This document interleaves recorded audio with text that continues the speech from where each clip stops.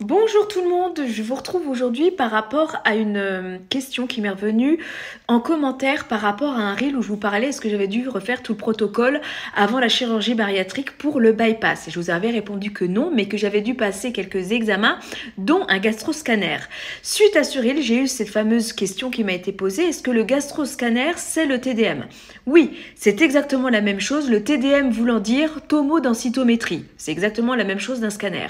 Ça se passe comment?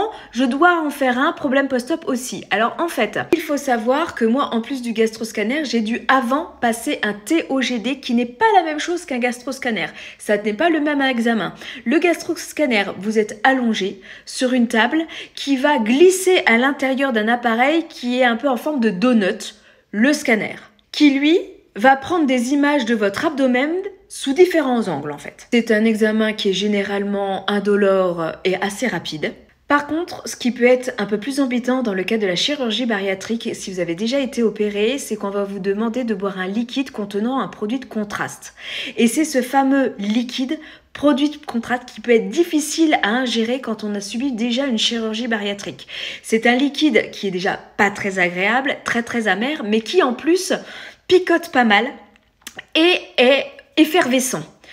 Et donc il y a un côté un petit peu mousse qui prend énormément de place dans l'estomac et qui a tendance à remonter dans l'œsophage.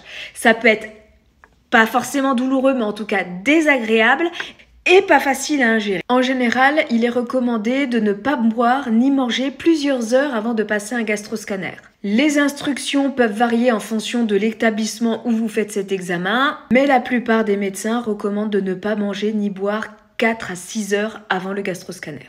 Cela est dû au fait que la présence de nourriture ou de liquide dans l'estomac et les intestins peuvent interférer avec les résultats de l'examen. Quoi qu'il arrive, ne vous inquiétez pas, votre médecin vous fournira les instructions spécifiques avant le gastroscanner pour que tout cela se passe au mieux.